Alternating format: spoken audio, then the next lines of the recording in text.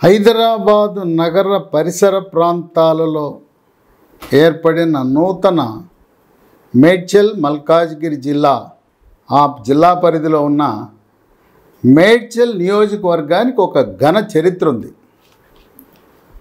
ఈ మేడ్చల్ నియోజకవర్గంలో Kandlakoya IT park భారతదేశంలో మనందరినీ కోవిడ్ నుంచి కాపాడటానికి టీకాలు తయారు చేసి ప్రపంచ దేశాలకు ఎగుమతులు చేసిన విశిష్టమైన ప్రఖ్యాత వ్యాక్సిన్ల తయారీ సంస్థ భారత్ బయోటెక్ కూడా ఈ నియోజకవర్గ పరిధిలో ఉండటమే ఒక అదృష్టంగా తెలంగాణ ప్రజలు భావించాలి. మేడ్చల్ నియోజకవర్గంలో ఈ తెలంగాణ రాష్ట్రంలో 119 నియోజకవర్గాల్లో ఇంతమంది 5,30,000 ఓటర్లు ఉన్న నియోజకవర్గం చాలా అరుదుగా ఉంటుంది. దాంట్లో బీసీలు ప్రాధాన్యంగా వాళ్ళు ఎక్కువగా ఉంటారు. బీసీల తర్వాత రెడ్డి సామాజిక వర్గం వాళ్ళు అధికంగా ఓటర్లు నివసిస్తూ ఉంటారు. ఇక్కడ 1952 నుంచి 15 సార్లు శాసనసభ ఎన్నికలు జరిగితే దాంట్లో మనం గమనించవలసిన విషయం 9 సార్లు రెడ్డి సామాజిక వర్గానికి చెందిన ఎమ్మెల్యేలు వివిధ పార్టీల నుంచి ఎంపికయ్యారు. బీసీలు 3 సార్లు, ఎస్సీలు 2 సార్లు, బ్రాహ్మణ సామాజిక వర్గాల నుంచి ఒక్కసారి ఈ నియోజకవర్గం నుంచి ఎంపికయ్యారు. ఈ నియోజకవర్గంలో యమాహెమీలు రాజకీయ ఉద్దండులు ప్రాతినిధ్యం వహించారు. వారిలో మర్రి చెన్నారెడ్డి 1978లో మేడ్చల్ నియోజకవర్గం నుంచి పోటీ చేసి అక్కడి నుంచి గెలిచిన తర్వాత ముఖ్యమంత్రి అయ్యారు. ఇక అప్పటి నుంచి మొదలైంది మేడ్చల్లో శాసనసభకి ఎవరు గెలుస్తారో ఆ గెలిచిన పార్టీ అధికారంలోకి వస్తుందని, ఆ గెలిచిన అభ్యర్థి తప్పకుండా మంత్రివర్గంలో స్థానం లభిస్తుందని ఒక సెంటిమెంట్ ప్రబలుతుంది. మర్రి చెన్నారెడ్డి ఆయన 6 సార్లు శాసనసభకు ఎన్నికయ్యారు.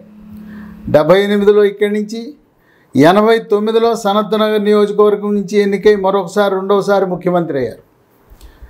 2 సార్లు తాండూరు నుంచి, 2 సార్లు వికారాబాద్ నుంచి మర్రి చెన్నారెడ్డి మొత్తం 6 సార్లు శాసనసభకు ప్రాతినిధ్యం వహించడం జరిగింది.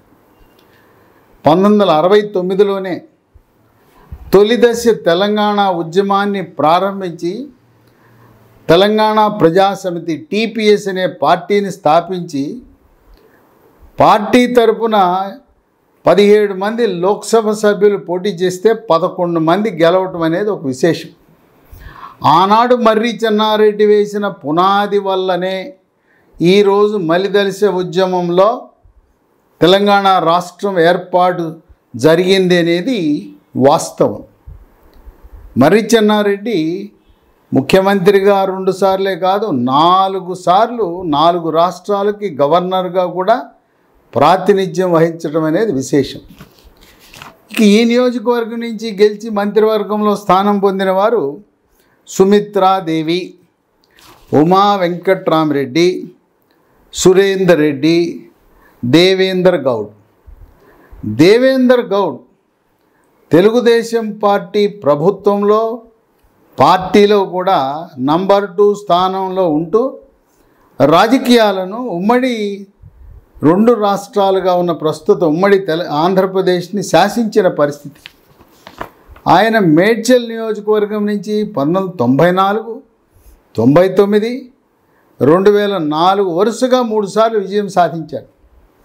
ఆయన రెవెన్యూ మంత్రిగా, హోంమంత్రిగా ఆయన కేవలం ఉమ్మడి రంగారెడ్డి జిల్లా తెలంగాణ ప్రాంతానికే పరిమితం కాకుండా 23 జిల్లాల్లో కూడా చంద్రబాబు నాయుడు తర్వాత నంబర్ 2 స్థానంలో తన విశిష్టమైన పాత్రని పోషించారు. తదుపరి ఆయన ఒక సొంత పార్టీ పెట్టి ఆ తరువాత ప్రస్తుతం దేవేందర్ గౌడ్ భారతీయ జనతా పార్టీలో ఆయన పనిచేయటం, ఆయన చేరటం అనేది మనం గమనించాలి. కనుక ఈ మేడ్చల్ నియోజకవర్గం అంటే రాజకీయ ఉద్దండులు, హెమాహెమీలు, అదే వరుసలో అదే సెంటిమెంటు మంత్రి చామకూర మల్లారెడ్డికి కూడా కలిసి వచ్చింది. ఆయన కూడా మంత్రి అయిపోయాడు. అంటే ఆ గడ్డ మీద ఎవరు గెలిచినా ఆటోమేటిక్గా మంత్రి అయిపోతారనే నానుడు ఆ నియోజకవర్గ ఓటర్లో ఉంది. ఇక బీఆర్ఎస్ పార్టీ తరఫున మల్లారెడ్డి రెండవసారి శాసనసభకు పోటీ చేసి గెలవాలని ఉవ్విళ్ళూరుతున్నాడు. అసలు ఆయన రాజకీయ రంగ ప్రవేశం జరిగిందే 2014లో. 2014లో మార్చిలో తెలుగుదేశం పార్టీలో చేరి మల్కాజ్గిరి లోక్సభకు పోటీ చేసి 17 సీట్లలో తెలంగాణలో గెలిచిన ఏకైక తెలుగుదేశం పార్టీ లోక్సభ సీటు మల్కాజ్గిరి. మల్కాజ్గిరిలో విజయం సాధించిన తర్వాత కేసీఆర్ ఆహ్వానం మేరకు టీఆర్ఎస్ పార్టీలో చేరి 2018 వచ్చేసరికి మేడ్చల్ నుంచి పోటీ చేసి అక్కడ ఘన విజయాన్ని సాధించి మంత్రివర్గంలో స్థానం పొంది మళ్ళీ తన అదృష్టాన్ని రెండవసారి పరీక్షించుకుంటున్నారు. ఎన్నికలుగా 3, శాసనసభకి 2. ఈ 2014లో ఇదే నియోజకవర్గం నుంచి బీఆర్ఎస్ పార్టీ తరఫున ఒక ఉద్యమకారుడు, ఆయన కేసీఆర్తో పాటు అడుగులు వేస్తూ జై తెలంగాణ ఉద్యమం అంటూ ఆ ఉద్యమంలో పనిచేసిన మలిపెద్ది సుధీర్ రెడ్డి 2014లో పోటీ చేసి ఇదే మేడ్చల్ నియోజకవర్గం నుంచి ఆయన విజయం సాధించడం జరిగింది. అంటే 2014లో ఆయనతో తలపడిన మరో 2 వ్యక్తులు, ఒకరు తెలుగుదేశం పార్టీ తరఫున తోటకూర జంగయ్య యాదవ్ పోటీ చేశాడు. కాంగ్రెస్ పార్టీ తరఫున కిచ్చెన్న గారి లక్ష్మారెడ్డి పోటీ చేశాడు. తీవ్రతరమైన త్రిముఖ పోటీలో కూడా మల్పెద్ది సుధీర్ రెడ్డి తన విజయ బావుట ఎగరేయటం జరిగింది. ఇక 2018 తర్వాత ఈ మల్పెద్ది సుధీర్ రెడ్డి నా సంగతి ఏంటంటే ఆయన కుమారుడికి, ఆయన శరత్ చంద్రారెడ్డి కుమారుడికి మల్కాజ్గిరి మేడ్చల్ జిల్లాకి జిల్లా పరిషత్ చైర్మన్గా కేసీఆర్ అవకాశం కల్పించడం జరిగింది. మల్లారెడ్డి ఆయన చదువు తక్కువే, ఇంటర్మీడియట్ దాకానే చదివాడు. కానీ లోకజ్ఞానంలో మాత్రం ఆయన కొట్టిన వాళ్ళు లేరు. ఆయన మాట, యాస, వేష భాషలు ఇక రాజకీయాల్లో రక్తి కట్టించేస్తాడు. మల్లారెడ్డి ఎక్కడికి వెళ్ళినా అది రాజకీయ సభన, శాసనసభన, శాసన మండలి, అలాగే ఏదైనా విద్యార్థులు ఆయన ఆహ్వానిస్తే ఇక అక్కడ నవ్వులు పూయించేస్తాడు. శాసనసభ, శాసన మండలిలో మల్లారెడ్డి వస్తున్నాడు, మైక్ తీసుకున్నాడంటే ఇక అందరూ కూడా ఆసక్తిగా ఎదురు చూస్తుంటాడు మల్లారెడ్డి యొక్క డైలాగులు ఏం చెప్తాడు. ఆ విధంగా యువత ఉన్న సమావేశాల్లో కేరింతలు కొట్టేలా, ఉర్రూతలుగేలా ఆయన ప్రసంగం చేయటం.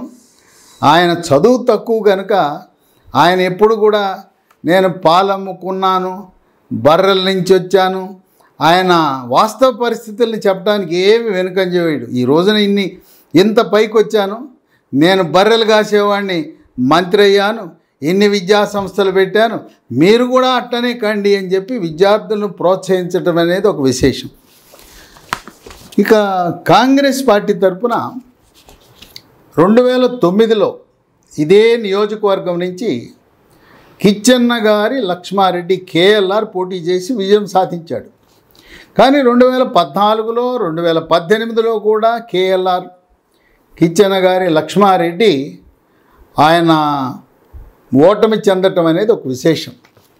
తర్వాత కిచ్చెన్న గారి లక్ష్మారెడ్డి కొంచెం రాజకీయాల్లో కొంత ఆసక్తి తగ్గి కాంగ్రెస్ పార్టీకి దూరంగా ఉండటము, ఈ ప్రదేశ్ కాంగ్రెస్ అధ్యక్షుడు రేవంత్ రెడ్డి నియామకం మీద అసంతృప్తి వ్యక్తపరచడం. ఆ సందర్భంలో సింగిరెడ్డి హరివర్ధన్ రెడ్డి ముందుకొచ్చాడు. ఇప్పుడు ఆయన పేరు ముందున్నది. సింగిరెడ్డి హరివర్ధన్ రెడ్డికి అవకాశాలు మెండుగా ఉన్నాయన్నారు. ఈయనకి పోటీ తోటకూర వజ్రేష్ యాదవ్, ఈయన్ని జంగయ్య యాదవ్, 2 పేర్లు పెట్టి పిలుస్తారు, వజ్రేష్ యాదవ్, జంగయ్య యాదవ్. ఈయన 2014లో తెలుగుదేశం పార్టీ తరపున పోటీ చేసి 2వ స్థానంలో ఉన్నాడు. ఈయన తెలుగుదేశం పార్టీలో ఉండటం వల్ల రేవంత్ రెడ్డికి సన్నిహితుడై రేవంత్ రెడ్డి మీద ఆశలు పెట్టుకుని ఈ రోజున నాకు సీట్ వచ్చే అవకాశం ఉందని కొండంత ఆశతో జంగయ్య యాదవ్ నాకు రావచ్చు, పైగా ప్రతి పార్లమెంటు పరిధిలో కాంగ్రెస్ పార్టీలో 2 శాసనసభ సీట్లు బీసీలకు ఇస్తారు కదా, అందువల్ల బీసీ కోటాలో నాకు వస్తుందని చెప్పి జంగయ్య యాదవ్ ఆయన ఆశగా కాంగ్రెస్ పార్టీ సీట్ వస్తుందని ఎదురు చూస్తున్నారు. యథావిధిగా కిచ్చన్న గారి లక్ష్మారెడ్డి కేఎల్ఆర్ ఆయన ఏంటంటే, నేను ఇక్కడ గెలిచాను, 2009లో గెలిచాను, ఏదో అదృష్టం కలిసి రాక 14-18లో ఓడిపోయాను కనుక నాకు స్థానబలం ఉన్నది అని కిచ్చన్న గారి లక్ష్మారెడ్డి కూడా ఈ సీటు కోసం తీవ్రంగా ఈ ముగ్గురు మధ్యలో పోటీ ఉంది. అయితే ఎవరు పోటీ చేసినా ఈ నియోజకవర్గంలో 3 పార్టీలకు సంబంధించి రెడ్డి సామాజిక వర్గం వాళ్ళే పోటీ చేయటం అనేది విశేషం. ఇక బీజేపీలో జిల్లా బీజేపీ అధ్యక్షుడు పటోళ్ల విక్రమరెడ్డి ఆయన తీవ్రంగా ఈ సీటు కోసం ప్రయత్నిస్తున్నారు. ఆయనకి పోటీ కొంపల్లి మోహన్ రెడ్డి. వీళ్ళిద్దరూ స్థానికులే. వీరిద్దరిలో ఎవరికో ఒకరికి ఈ మేడ్చల్ నియోజకవర్గం కేటాయించే అవకాశాలు మెండుగా ఉన్నాయి. ఇక ఈ నియోజకవర్గం యొక్క పరిస్థితి చూస్తే ఒక 3 గ్రామాలను ఏకంగా కార్పొరేషన్గా మార్చేశారు. కేసీఆర్ అంటే మామూలుడు కాదు, గ్రామాలను కార్పొరేషన్లుగా తీర్చిదిద్దాడు.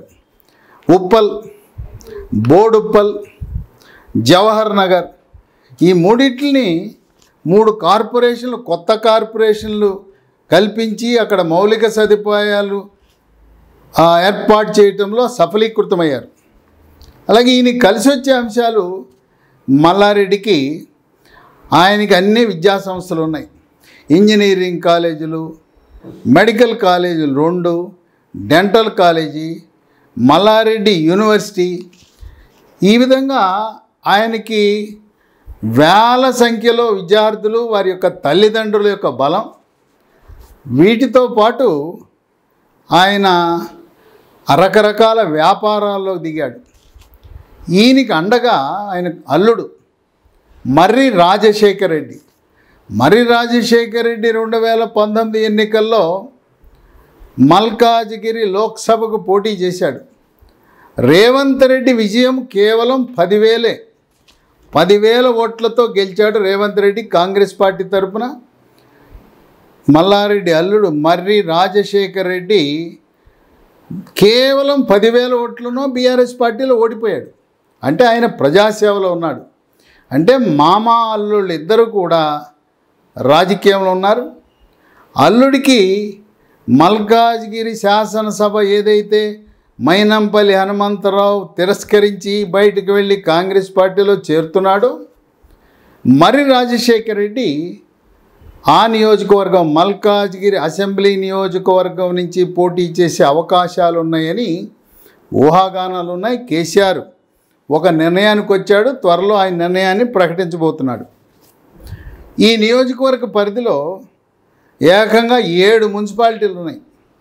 ఈ 7 మున్సిపాలిటీలు ఉండటం అంటే పేరుకి గ్రామీణ ప్రాంతమైనా కూడా 7 మున్సిపాలిటీలు, 3 నగర కార్పొరేషన్లు ఉన్నాయంటే ఒక విశేషంగా భావించవచ్చు. మంత్రి మల్లారెడ్డికి ప్రతికూల అంశాలు కూడా ఉన్నాయి. ఆయనపై అనేకమైన ఆరోపణలు ఉన్నాయి. భూ కబ్జాలు చేశాడు, తర్వాత చెరువులు ఆక్రమించాడు. ఆక్రమించిన చెరువుల్లోనే విద్యా సంస్థలు హాస్టల్స్ నిర్మాణం చేశాడని ఈ ఆరోపణలు అయితే ఉన్నాయి.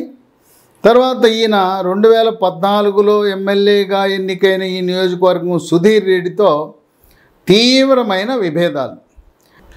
మంత్రి మల్లారెడ్డి బలం ఆయన ఆర్థిక వనరులు, విద్యా సంస్థలు, యూనివర్సిటీ, మెడికల్ కాలేజీకి అనుబంధంగా ఏర్పాటు చేసిన జనరల్ హాస్పిటళ్ళు, సూపర్ స్పెషాలిటీ హాస్పిటళ్ళు, ఆ నియోజకవర్గ ప్రజలు ఎవరున్నా కూడా వాళ్ళకి తక్కువ ధరతో వైద్య సేవలు అందించి మేడ్చల్ నియోజకవర్గ ఓటర్లను ఆకట్టుకుంటున్నాడు మల్లారెడ్డి. అయితే ఈ మేడ్చల్ ప్రాంతంలో చెరువులు ఆక్రమణ, కాలువలు, నాలాల ఆక్రమణ, వాటి వల్ల జరిగేది ఏంటంటే చినుకు వాన పడితే మేడ్చల్ నియోజకవర్గంలో పలు ప్రాంతాలు జలమయమైపోతాయి. ఈ మధ్యకాలంలో వర్షాల వల్ల మొత్తం రహదారులు అన్నీ మునిగిపోయి సెల్లార్లు మునిగిపోయినాయి. గ్రౌండ్ ఫ్లోర్ వరకు నీళ్ళు వచ్చినప్పుడు ఒక ప్రాంతంలో 15 హాస్టల్స్లో ఉండే పిల్లలందరూ కూడా ఉండిపోతే అక్కడ బయటకు రాని పరిస్థితి ఉంటే కొంతమంది ట్రాక్టర్లను ఎక్కించి తరలించడం, మరికొంతమందిని రాష్ట్ర విపత్తుల శాఖ వారు పడవలు తెప్పించి పడవల్లో బయటికి తీసుకురావడం జరిగింది. ఇప్పటికీ కూడా ఈ మేడ్చల్ నియోజకవర్గంలో డ్రైనేజ్ అనేది ఎక్కడా కనుచూపు మేరలో లేదు.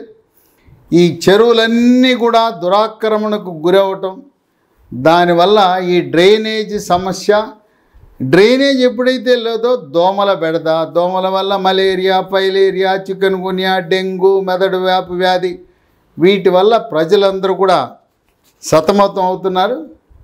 రాజకీయ ప్రత్యర్థులు, ప్రజలు ఏమనుకుంటున్నారంటే మల్లారెడ్డి ఆయన ఏ పార్టీ అధికారంలో ఉంటే ఆ పార్టీలో ఉంటాడు, గెలిచింది తెలుగుదేశం పార్టీ, చేరింది బీఆర్ఎస్ పార్టీ, కనుక ఆయన వ్యాపార సామ్రాజ్యాన్ని విస్తరించుకోవటానికి, తన సంపదను కాపాడుకోవటానికి రాజకీయాలను అడ్డుగా పెట్టుకొని రాజకీయంగా మామా అల్లుళ్ళు ఇద్దరు మల్లారెడ్డి మరి రాజశేఖర రెడ్డి ఇద్దరు కూడా ఈ విధంగా వాళ్ళ వ్యాపారమే లక్ష్యంగా నియోజకవర్గ అభివృద్ధిని గాలి కొదిలి ఆ నియోజకవర్గ ప్రజలు కోరుకునేది ఒకటే, ఏదైతే చెరువులు ఆక్రమణకు గురైనో సర్వే నిర్వహించండి, ఆ చెరువుల్లో ఉండే అక్రమ నిర్మాణాలను తొలగించి నాళాలు ఏవైతే కబ్జాకు గురైనాయో, కాలువలు ఏవైతే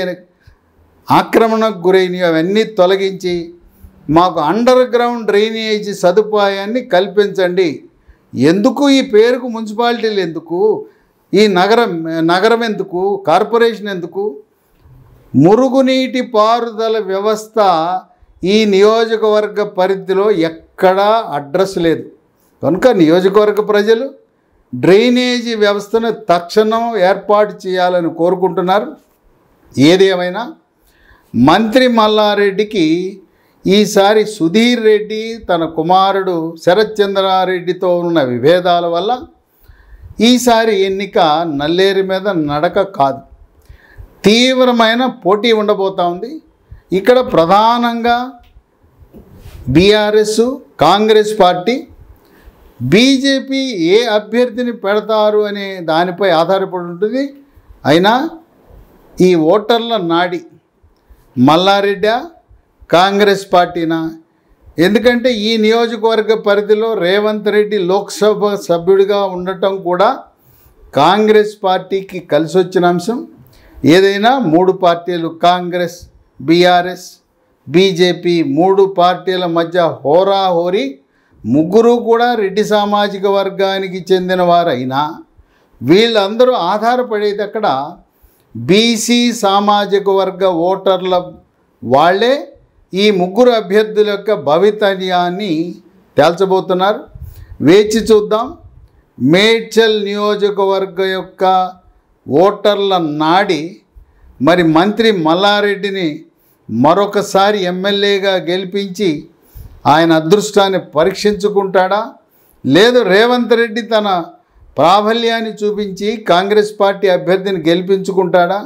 నేనేం తక్కువ తినలేదనే విధంగా బీజేపీ కూడా హోరాహోరీ అక్కడ పోటీ ఇవ్వటానికి సంసిద్ధమవుతా ఉన్న తరుణంలో ఓటర్ల నాడి అదంతా కూడా ఇక్కడ డ్రైనేజీ సమస్య, వర్షం వచ్చినప్పుడు ప్రాంతం అంతా మునిగిపోవటం అనే దానిపై కేంద్రీకృతమైందని విశ్లేషకులు భావిస్తున్నారు.